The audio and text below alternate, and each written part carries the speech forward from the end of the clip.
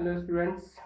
इससे पहले हम लोग पढ़ रहे थे हेलो अल्केन्स और हेलो एरिन्स। हम लोग का रिएक्शंस कंप्लीट हो गया था और अब हम लोग को पढ़ना है लास्ट जो टॉपिक्स है वो है आपका पॉली हैलोजन कंपाउंड्स। ठीक है, तो पॉली हैलोजन कंपाउंड्स में एनसीईआरटी के सिलेबस के अकॉर्डिंग इतने सारे कंपाउंड्स पढ़ने हैं, जैसे डाइक्लोरोमीथेन। ठीक है, जिसको हम लोग कॉमन नेम में मिथाइलिन क्लोराइड भी बोलेंगे। और ये ट्राइक्लोरोमीथेन पढ़ना है। ट्राइक्लोरोमीथेन मतलब कि क्लोरोफॉर्म। उसी तरह से ट्राई आयोडोमीथेन यानी कि आयोडोफॉर्म। टेट्राक्लोरोमीथेन कार्बन, इसको हम लोग कॉमन नेम में कार्बन टेट्राक्लोराइड भी बोलते हैं। और फ्रियोन्स, जिसको हम लोग CFC भी बोलते हैं, कार्बन क्लोरोफ्लोरोकार्बन्स। ठीक है, एंड DDT। ठीक है, तो ये इतने सारे कंपाउंड्स हम लोग को पार्टिकुलर हेलो अल्केन्स में लास्ट टॉपिक में हम लोग को पढ़ना है। और इसमें हम लोग देखते हैं कि पढ़ना मेनली क्या है कि इस कंपाउंड्स के बारे में हम लोग को जानना है कि ये कंपाउंड्स का प्रिपरेशन कैसे हो किया जाता है। ठीक है, एक दो प्रिपरेशन हम लोग को याद रखना है और उसका फिजिकल प्रॉपर्टी, एक दो फिजिकल प्रॉपर्टी के बारे में जानना है। दूसरा चीज है कि उसका यूजेस क्या है। ठीक है, और यूजेस के बाद फिर उसका ह्यूमन लिविंग सिस्टम पे यानी कि ह्यूमन लाइफ में उसका क्या इम्पोर्टेंस है या फिर उसका क्या इफेक्ट है। तो ये चीज को हम लोग बारी बारी से हम लोग ये सभी कंपाउंड्स को देखेंगे। तो पहला हम लोग शुरू करते हैं इसमें डाइक्लोरोमीथेन।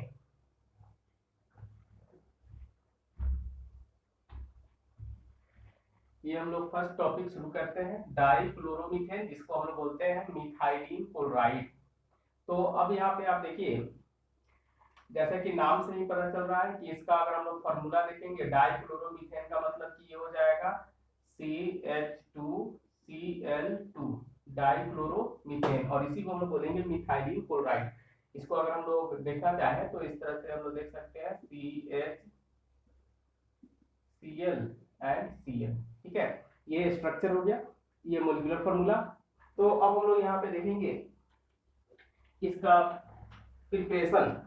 तो प्रिपरेशन की अगर हम लोग बात करेंगे तो ये प्रिपरेशन एक्चुअली हम लोग यहाँ पे देखे थे, इसका प्रिपरेशन हम लोग आसानी से कर सकते हैं। जैसे हम लोग एक प्रिपरेशन ऑलरेडी पहले भी देखे थे कि अगर हम लोग मीथेन का कोलिनेशन कराते हैं तो मीथेन का कोलिनेशन कराने में वहाँ पे बहुत सारा कंपाउंड फॉर्म होता था, जिसमें CHCl3, CH2Cl2, CHCl3 and CCl4, इतने सारे अलग अलग कंपाउंड फॉर्म हो रहे थे कोलिनेशन ऑफ मीथेन।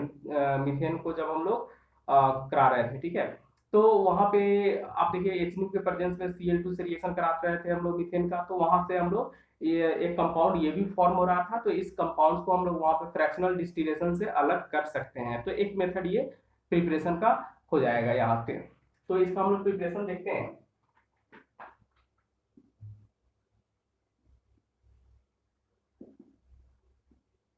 प्रिपरेशन, तो प्रिपरेशन में है it is prepared industrially.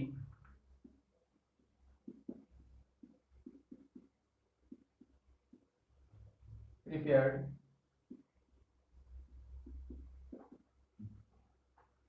industrially by direct pollination,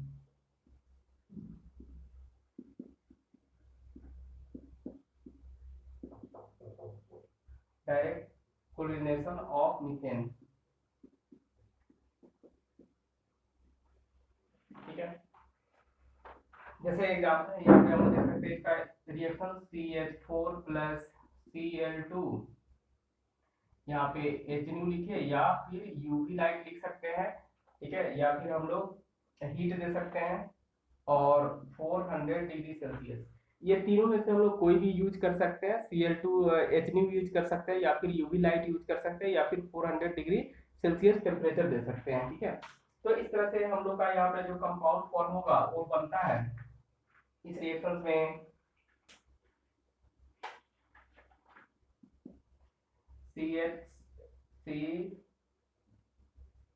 CH3Cl plus CH2Cl2 plus CHCl3 plus CCl4।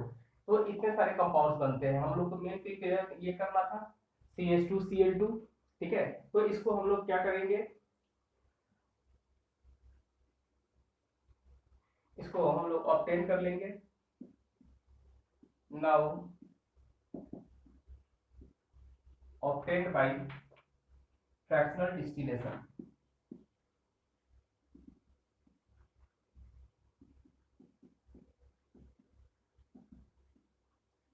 Fractional distillation, ठीक है।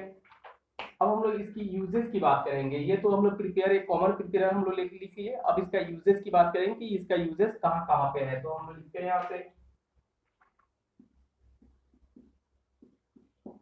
यूजेस। तो यहाँ पे हम लोग देखेंगे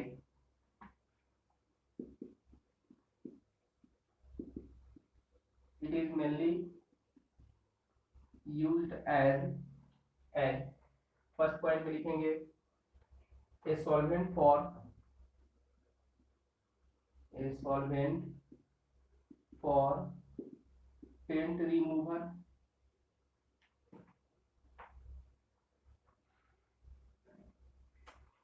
तो यहाँ पे paint solvent for paint remover, paint को रिमूव करने के लिए सॉल्वेंट के रूप में इसका यूज किया जाता है, ठीक है। नेक्स्ट उसके बाद इसका यूज है as a propellant in aerosols, as a propellant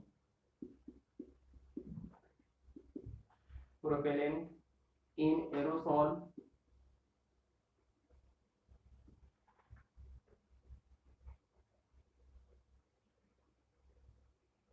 as a process. Next uses हम लोग देखेंगे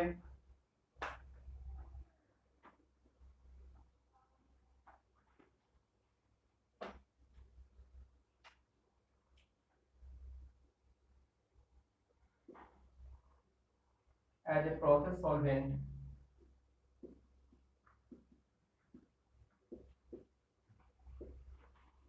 as a process solvent in the manufacture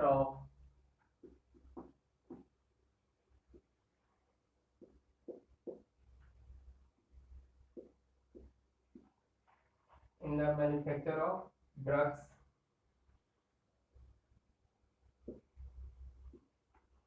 next देखेंगे as metal cleaning and finishing solvent, as metal cleaning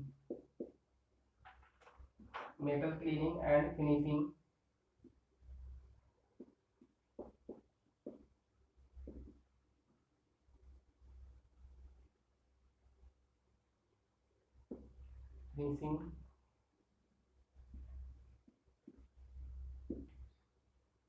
solvent.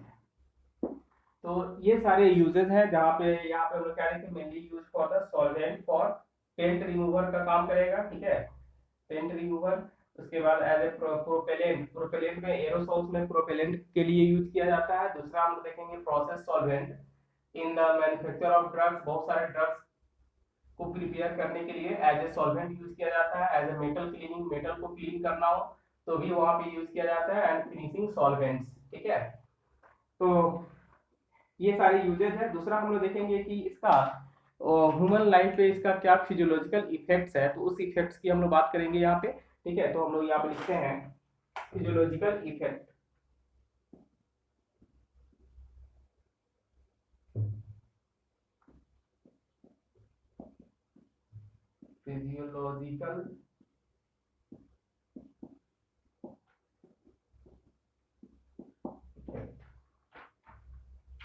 Physiological effect में हम लोग देखते हैं कि मिथाइलिन क्लोराइड मेनली ये सेंट्रल नर्वस सिस्टम को अफेक्ट करता है। अगर कम अमाउंट में लिया जाए तो फिर जी मचलाना, नौसिया जिसको हम लोग बोलते हैं, वोमिटिंग हो सकता है, ठीक है, चक्कर आ सकता है। लेकिन वही चीज अगर बहुत ज्यादा अमाउंट में लिया जाए तो और ज्यादा प्रॉब्लम क्रिएट कर सकता है, ठीक है। तो यहाँ पे हम लोग देखेंगे कि डाइक्लोरोमीथेन का क्या क्या फिजियोलॉजिकल इफेक्ट्स है ह्यूमंस पे या अदर लिविंग एनिमल्स पे। तो इसका हम लोग देखते हैं यहाँ पे methylene chloride acts on central nervous system, methylene chloride acts on, ये CNS का मतलब हो गया central nervous system, central nervous system, ठीक है। CNS lower level in air,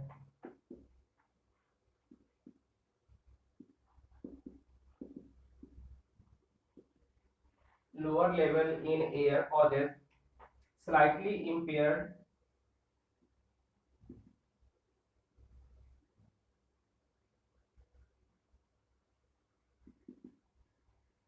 slightly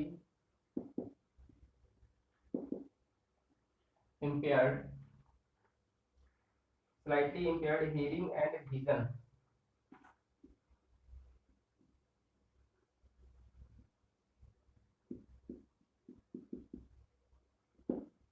ठीक है। नेक्स्ट उसके बाद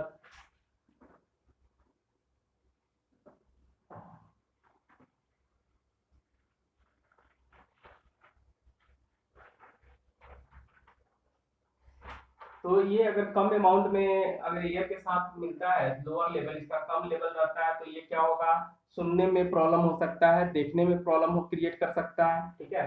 नेक्स्ट उसके बाद हम लोग देखेंगे अगर हायर लेवल होगा तो क्या हो सकता है। तो यहाँ पे हम लिख सकते हैं higher level in air,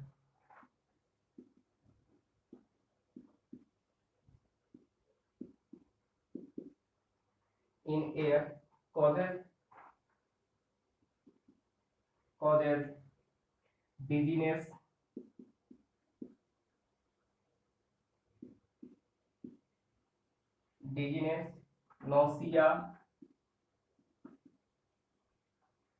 nausea, tingling,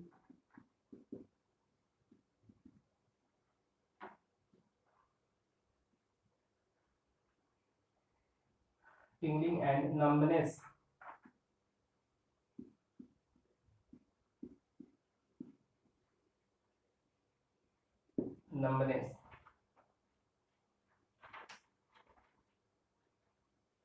in the finger and toes, numbness in the finger and toes।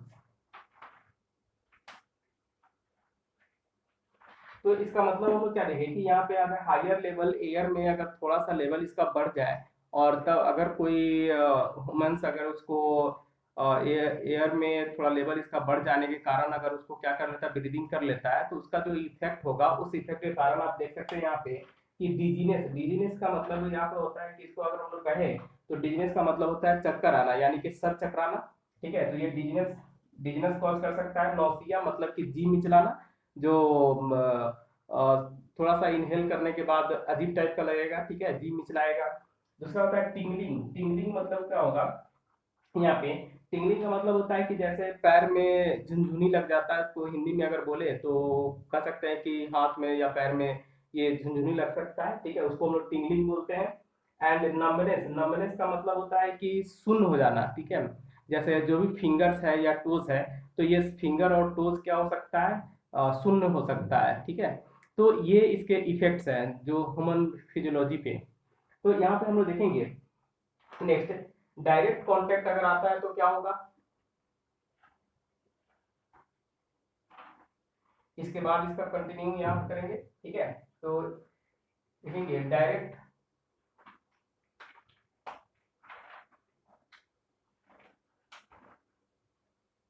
Direct contact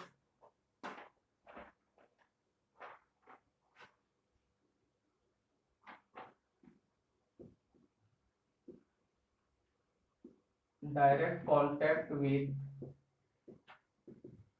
skin cause burning and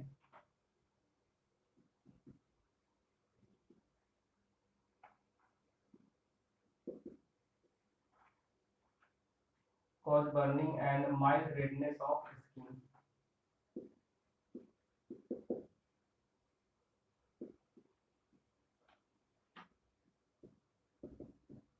skin, ठीक है। डायरेक्ट कांटेक्ट अगर स्किन पे अगर पड़ता है तो वहां पे क्या हो सकता है, बर्निंग सेंसेशन क्रिएट कर सकता है, या फिर वहां पे रेडनेस क्रिएट कर सकता है, जैसे लाल लाल हो जाएगा, ठीक है। अगर स्किन के डायरेक्ट कांटेक्ट में आता है तो।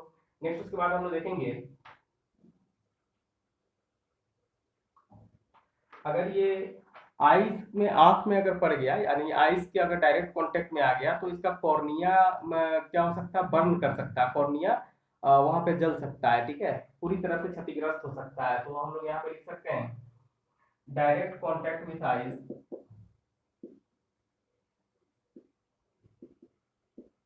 Contact with eyes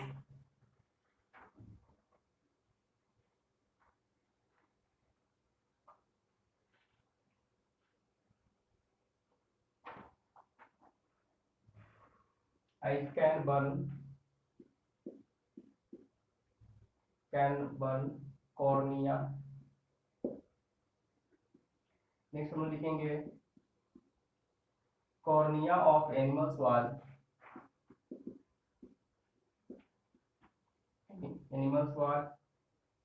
damaged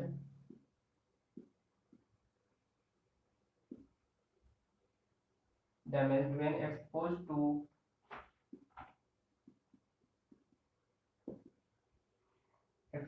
to vapors of methylene chloride।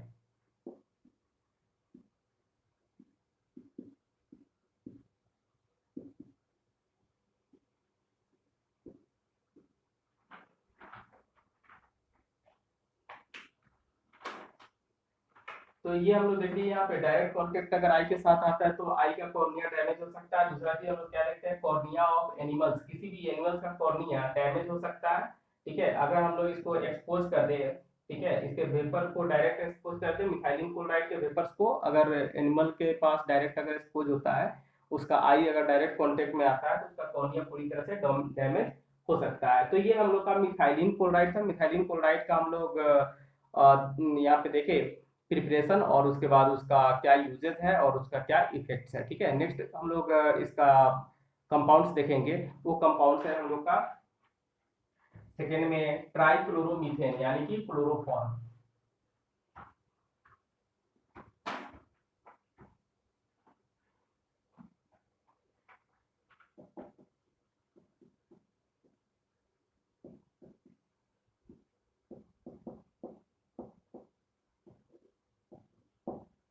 इसको हम लोग बोलेंगे क्लोरोफॉर्म, ठीक है। तो क्लोरोफॉर्म अगर हम देखें तो क्लोरोफॉर्म का प्रिपरेशन, यहाँ पे क्लोरोफॉर्म हम लोग किसको बोलेंगे, ट्राइक्लोरोमीथेन यानी कि CHCl3, ठीक है, ये इसका मोलिकुलर फॉर्मूला हो गया। अब हम लोग इसका प्रिपरेशन देख लेते हैं।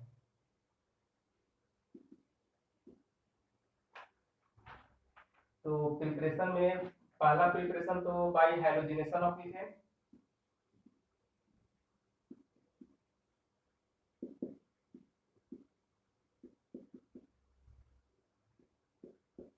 CH4 प्लस Cl2, ये ऑलरेडी इसमें आ जाएगा सब में, HNU CH3Cl plus CH2Cl2 plus CHCl3, ये हमको प्रिपेयर करना था, प्लस CCl4, ठीक है। तो हम लोग को ये प्रिपेयर करना था CHCl3, तो यहाँ से भी CHCl3 मिल जाएगा। और नेक्स्ट उसके बाद है बाई हैलो फॉर्म रिएक्शन, दूसरा है by hello form reaction.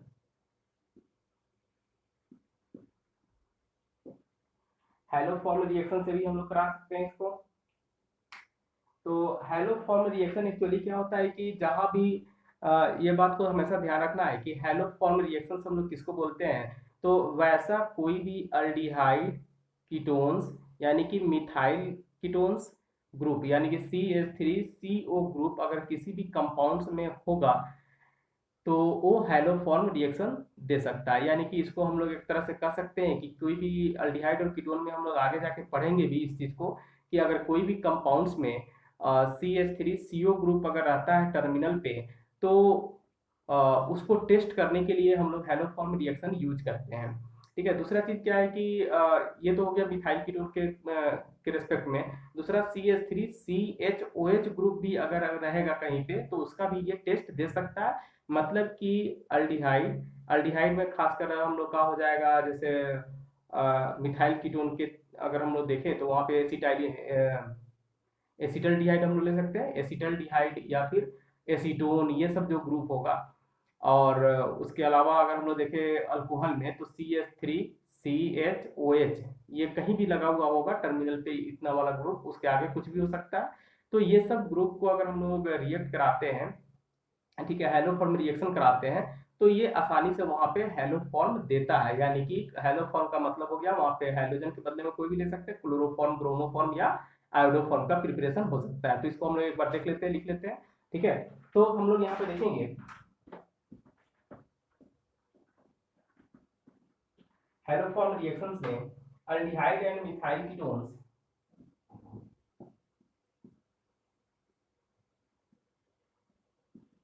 aldehyde and all methyl ketones,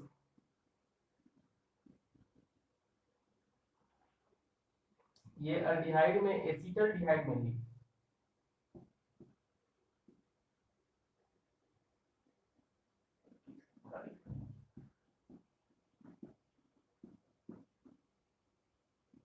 acetaldehyde and all methyl ketones, methyl ketones, all methyl ketones, जिसका फॉर्मूला ऐसा होगा CH3CO ग्रुप। ये वाला ग्रुप कहीं भी अगर रहे, ठीक है, तो ये हाइड्रोफॉर्म रिएक्शन दे सकता है। As well as alcohol,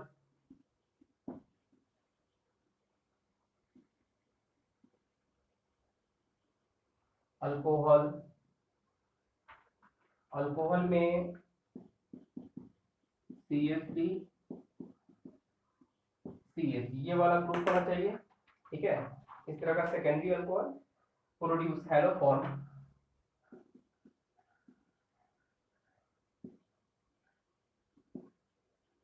produce hello form on heating with halogen and NaOH, hello form on heating with halogen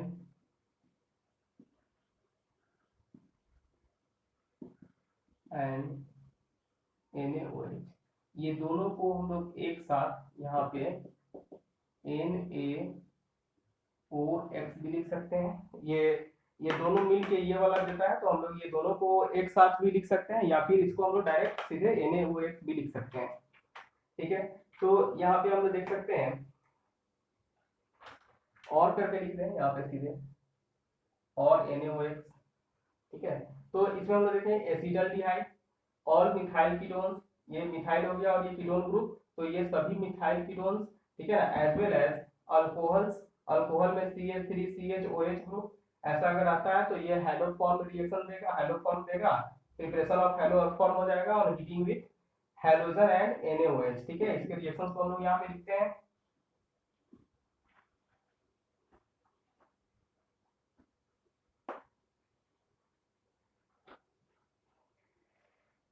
तो इसका रिएक्शन हम लोग देख सकते हैं यहाँ पे एग्जांपल के तौर पे कि मिथाइल कीटोन्स होना चाहिए, तो इधर कोई भी ग्रुप लगा हुआ हो, CH3CO के बगल में कोई भी ग्रुप लगा हुआ हो, उससे कोई मतलब नहीं है, लेकिन ये वाला ग्रुप जरूर होना चाहिए। तो एग्जांपल के तौर पे अगर हम लोग यहाँ पे लेंगे, जैसे CH3CO, ये ग्रुप हो गया मिथाइल कीटोन, और मिथाइल कीटोन के बगल में कुछ भी ले सकते हैं, हाइड्रोजन ले लेते हैं, तो सबसे सिंपलेस्ट हो गया, जिसको हम लोग एसिटल्डिहाइड बोलेंगे,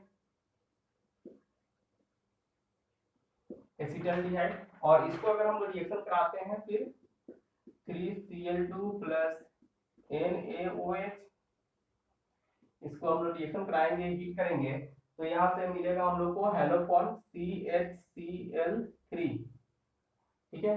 Cl2 लेंगे तो यहाँ पे Cl3 आएगा, अगर हम लोग यहाँ पे I2 लेंगे तो यहाँ पे I आ जाएगा। यानी कि इससे हम लोग क्लोरोफॉर्म भी बना सकते हैं, ब्रोमोफॉर्म भी प्रिपेयर कर सकते हैं, आयोडोफॉर्म भी कर सकते हैं, ठीक है। तो इसलिए हैलोफॉर्म रिएक्शन, इसको जनरल में हम लोग बोलेंगे तो हैलोफॉर्म रिएक्शंस बोलेंगे। तो ये CHCl3 हो गया।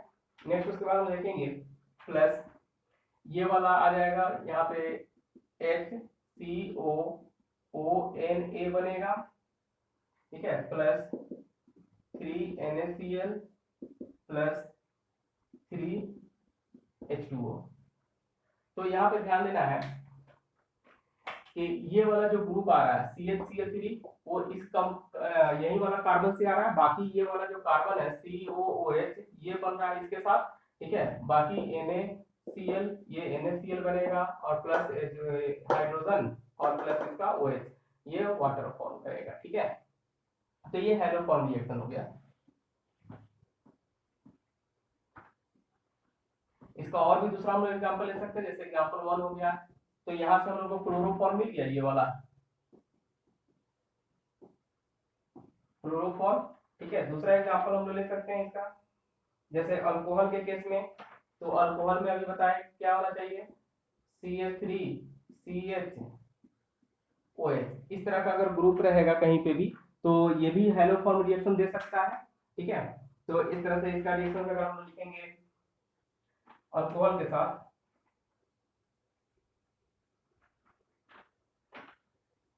और अल्कोहल के साथ अगर हम लोग लिखना चाहें यानी कि CH3CH2OH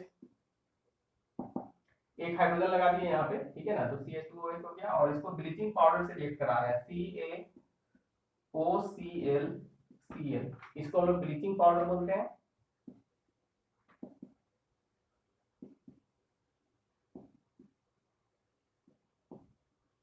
ब्लीचिंग पाउडर, तो ये रिएक्ट करने के बाद फॉर्म करेगा 2CHCl3 plus oxalic acid, calcium oxalate HCOO का होल 2Ca, इसको कैल्शियम ऑक्सालेट बोलेंगे, ठीक है। ये क्लोरोफॉर्म हो गया यहाँ पे CHCl3 chloroform plus calcium oxalate plus 5CaCl2 plus calcium hydroxide CaOH का होल 2 प्लस यहाँ पे 2H2O। तो ये हम लोग दो मेथड से हम लोग प्रिपेयर कर सकते हैं। यहाँ पे कोई भी मिथाइल कीटोन ले सकते हैं तो भी प्रिपेयर हो जाएगा, और या फिर अल्कोहल के साथ हम लोग ब्लीचिंग पाउडर को रिएक्ट कराएंगे तो भी यहाँ पे क्लोरोफॉर्म का प्रिपरेशन हो जाएगा, ठीक है। तो ये दो प्रिपरेशन, और ये वाला जो प्रिपरेशन है ये इंडस्ट्रियल प्रिपरेशन है, ठीक है ना। तो ये वाला जो प्रिपरेशन है इसको हम बोलेंगे इंडस्ट्रियल प्रिपरेशन, ठीक है। तो ये ब्लीचिंग मतलब ये क्लोरोफॉर्म का प्रिपरेशन हो गया दो मेथड से, एक मेथड ये हो गया और दूसरा मेथड ये हो गया, मतलब एटलीस्ट इतना दो मेथड हम लोग को भी काफी है अभी, ठीक है। नेक्स्ट उसके बाद हम देखें फिजिकल प्रॉपर्टीज। तो अब हम लोग आते हैं इसका फिजिकल प्रॉपर्टीज का।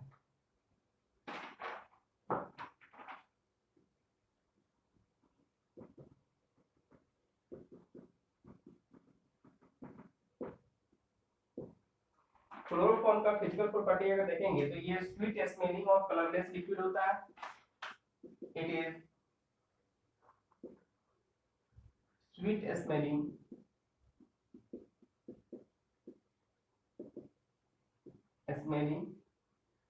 And colourless liquid.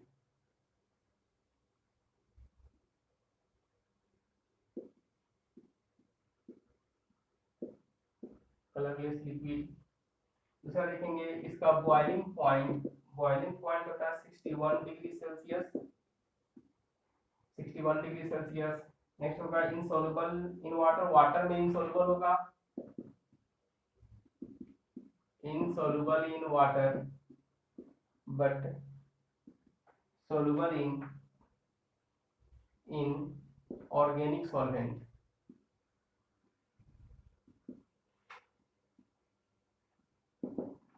Organic solvent. तो ये इसका फिजिकल प्रॉपर्टी हो गया। अब हम लोग इसके केमिकल प्रॉपर्टीज की बात करेंगे क्लोरोफॉर्म का। तो नेक्स्ट हम लोग लिखेंगे यहाँ पे इसका केमिकल प्रॉपर्टीज।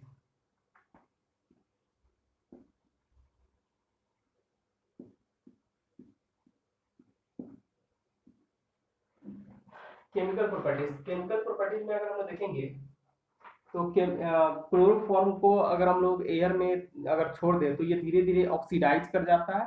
तो ऑक्सीडाइज करने के बाद ये फॉस्जीन गैस का प्रिपरेशन करता है, यानी कि क्लोरोफॉर्म को अगर हम लोग ऑक्सीजन में अगर छोड़ दें, एयर में के प्रेजेंस में अगर ऐसे छोड़ देंगे तो ये धीरे धीरे ऑक्सीडाइज करके एक गैस का फॉर्मेशन करता है जिसको हम लोग फॉस्जीन गैस बोलते हैं। और ये phosgene gas highly poisonous nature का होता है। इसका यूज मेनली किया जाता है कहीं भी वार में, यानी वारफेयर में, कहीं पे लड़ाई अगर हो रहा हो तो वहां पे इसका फॉस्जीन गैस का यूज किया जाता है, ठीक है, क्योंकि हाईली पॉइजनस होने के कारण। तो यहाँ पे हम लोग देखेंगे, यहाँ देख सकते हैं क्लोरोफॉर्म इज स्लोली, लिख सकते हैं इसको, chloroform is slowly oxidized by air,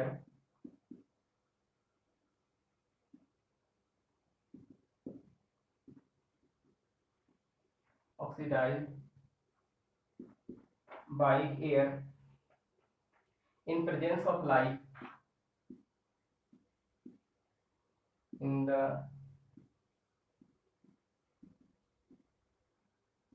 presence of light to form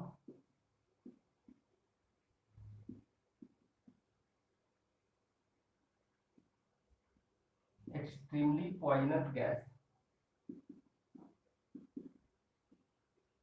poisonous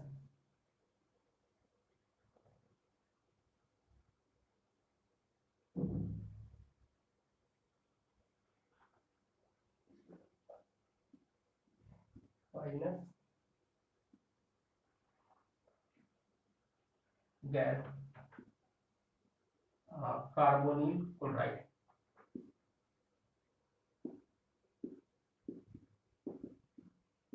ये केमिकल नेम है फॉस्जीन गैस का, जिसको हम लोग बोलते हैं फॉस्जीन,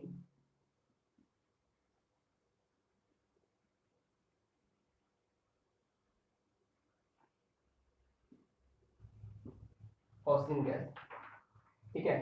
तो यहाँ पे हम लोग देख सकते हैं क्या, chloroform is oxidized, slowly oxidized, ठीक है, by air in the presence of light. यहाँ पे लाइट के प्रेजेंस में ये ऑक्सीडाइज कर रहा है, ठीक है। तो दो चीज यहाँ पे समझना है कि एक एयर होना चाहिए और दूसरा लाइट होना चाहिए, ये दोनों के लिए बहुत काफी यूज है। इसी कारण से इसको क्लोरोफॉर्म को जब भी रखा जाता है तो किसी न किसी डार्क बोतल में रखा जाता है, और क्योंकि सनलाइट वहाँ पे जितना कम हो, यानी कि सनलाइट को रोकने के लिए, इसलिए डार्क बोतल यूज किया जाएगा। दूसरा चीज क्या होगा कि इसमें जहां भी क्लोरोफॉर्म रखा जाता है तो ये पूरे कंप्लीटली बोतल को फिल कर दिया जाता है, इसलिए कि वहां पे कोई भी गैस का अमाउंट वहां पे नहीं रहना चाहिए, क्योंकि गैस अगर उसमें थोड़ा सा भी एयर अगर रह गया तो फिर वो ऑक्सीडाइज कर जाएगा, ऑक्सीडाइज करके फॉस्फीन गैस का प्रिपरेशन कर देगा, ठीक है, जो कि हाईली पॉइजनस होता है। कोई भी अगर उसको थोड़ा सा भी इनहेल करेगा तो उसका डेथ होना निश्चित है, ठीक है। तो इस तरह से हम लोग लिखेंगे, इसका रिएक्शन हम लोग लिख सकते हैं 2CHCl3 CHCl3 प्लस O2, और यहाँ पे लाइट, और ये कार्बोनिल क्लोराइड का फॉर्मेशन करेगा। दैट मीन्स कि ये जो कंपाउंड है C double bond O Cl, ठीक है, ये वाला कंपाउंड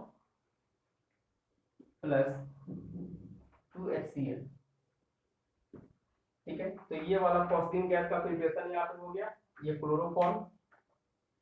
तो इस चीज को याद रखना है, ये वाला कंपाउंड, ठीक है ना, इसी को हम लोग बोलते हैं कार्बोनिल क्लोराइड या फॉस्फीन गैस। दूसरा हो गया इट इज देयरफॉर। तो ऑलरेडी हम लोग ये समझ चुके हैं कि इस प्रॉपर्टीज के कारण इसको डार्क बोतल में स्टोर किया जाता है, ठीक है, कंप्लीटली फिल्ड बोतल में। तो इसको हम लोग लिख सकते हैं,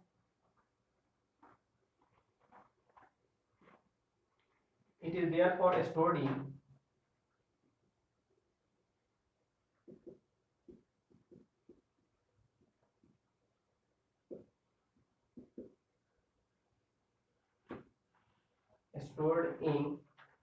closed dark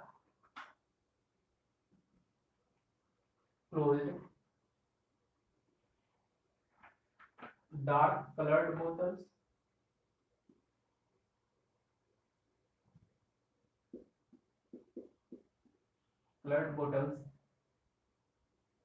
कलर्ड बोटल्स इसलिए यूज करते हैं क्योंकि to avoid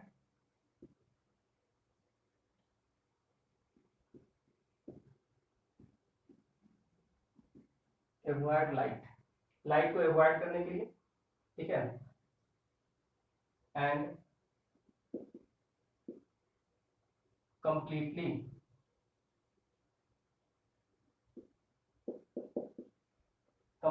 filled so that air is kept out, filled so that air is kept out। तो ये चीज हम लोग ऑलरेडी समझ गए कि इसको कलर्ड बोतल में क्यों रखा जाता है, क्योंकि लाइट को अवॉइड करने के लिए, और साथ में कंप्लीटली फिल करके रखा जाता है ताकि वहां पे एयर का अमाउंट नहीं रहे। ठीक है, और एयर अगर नहीं रहेगा तो फिर क्लोरोफॉर्म जैसा है वैसा रहेगा, अगर एयर का अमाउंट उसमें थोड़ा सा भी आ गया तो फिर वहां पे फॉस्फेट गैस का फिल्ट्रेशन हो जाएगा। ठीक है, नेक्स्ट हम लोग देखेंगे इसका यूजेज हम लोग क्लोरोफॉर्म का यूज कहाँ कहाँ पे करते हैं। तो ये क्लोरोफॉर्म ऑलरेडी काफी जाना पहचाना नेम है।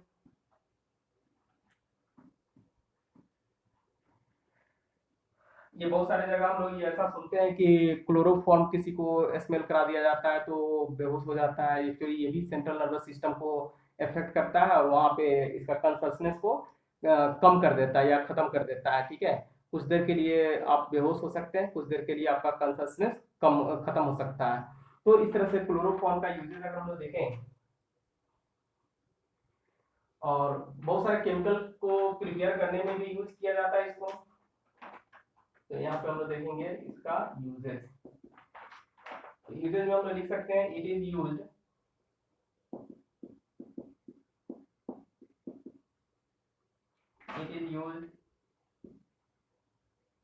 as a solvent particularly for fats,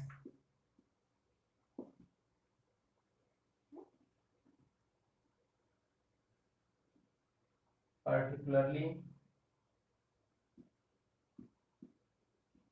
for fats, waxes,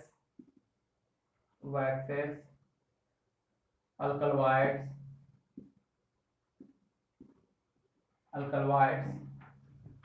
ठीक है, रबर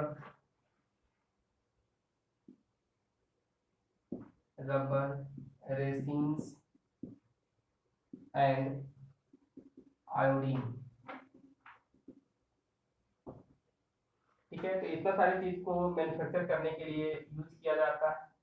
ठीक है, दूसरा हम लोग देखेंगे next use in the production. It is used in the production of, in the, ये फर्स्ट हो गया, ये सेकेंड हम लोग लिखा है in the production of the Freon refrigerant, Freon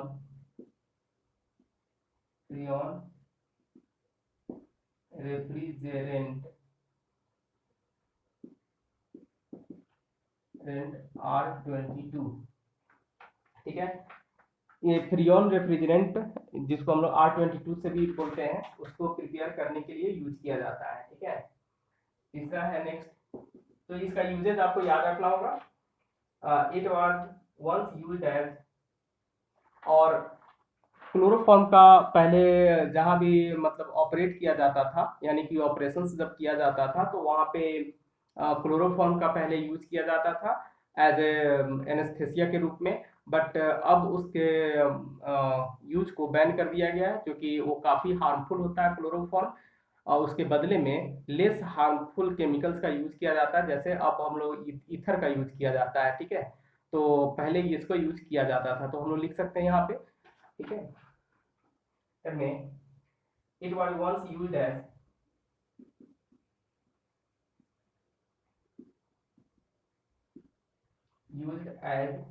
anesthetics,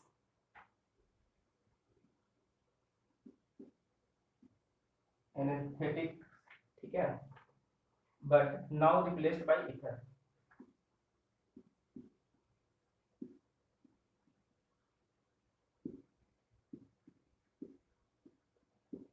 replaced by ether.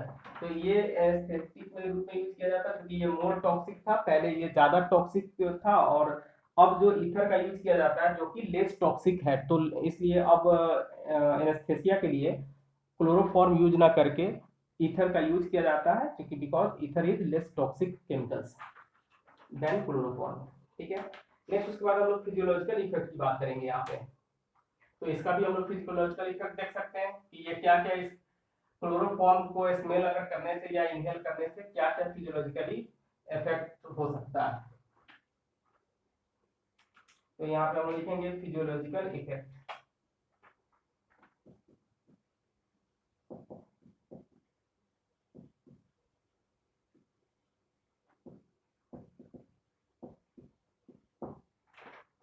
Physiological effect में हम देखेंगे inhaling chloroform vapour depresses the CNS. ये सेंट्रल नर्वस सिस्टम को डिप्रेस कर देता है, और डिप्रेस करने के कारण क्या होता है, आदमी का कंसस मतलब किसी भी एनिमल्स का या फिर खासकर इंसान की अगर हम लोग बात करें तो उसका कॉन्शसनेस खत्म हो जाता है। कुछ देर के लिए वो बेहोश हो जाएगा, उसको पता नहीं चलेगा कि क्या हो रहा है। ठीक है, तो इस तरह से हम लोग कर सकते हैं inhaling chloroform.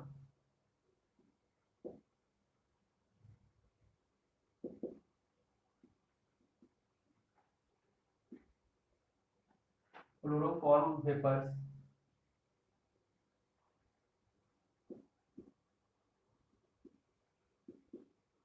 Depresses the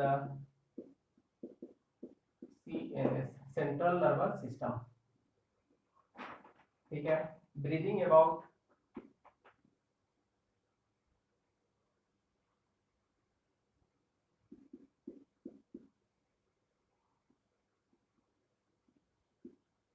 900 picometer, sorry 900 ppm parts per million. 900 parts per million की हम बात कर रहे हैं। ठीक है, breathing about 900 parts per million in air for a short time, can cause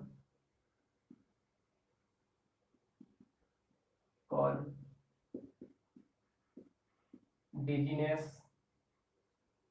fatigue,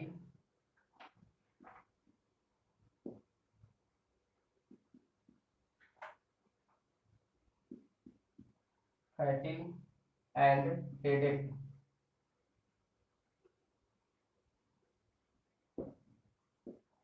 तो डिजीनेस तो ऑलरेडी हम लोग देख चुके थे, चक्कर आना। और फैटिक का मतलब कि आपको ये थकान महसूस होगा, और हेडेक का मतलब कि सर भारी लगेगा, काफी हेड में पेन हो सकता है। ठीक है, इसको स्मेल करने से। और वो भी अभी 900 ppm का अगर कंसंट्रेशन लेते हैं तब, लेकिन अगर उससे ज्यादा अगर ले लें, ठीक है, तो हम लोग लिख सकते हैं यहाँ पे क्रोनिक क्लोरोफॉर्म एक्सपोजर, यानी कि 900 ppm से अगर ज्यादा लेते हैं, ठीक है, एक्सपोजर में cause damage to liver and kidneys. Exposure में cause damage to liver and kidney.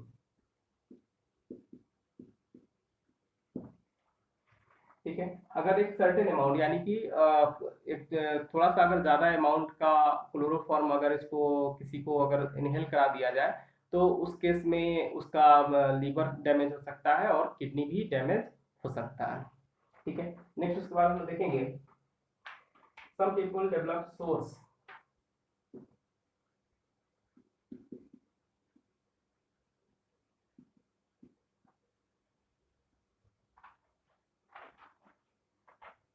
Develop सोर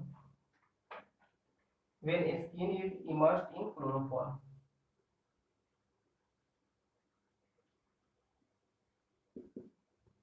Skin is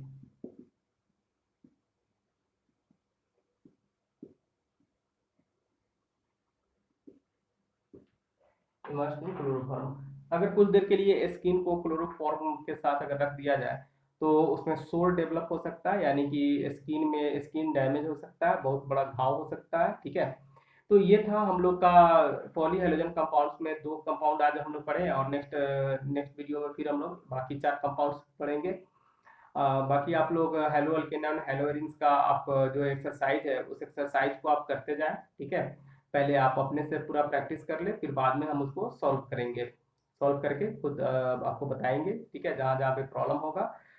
ठीक है, तब तक के लिए धन्यवाद।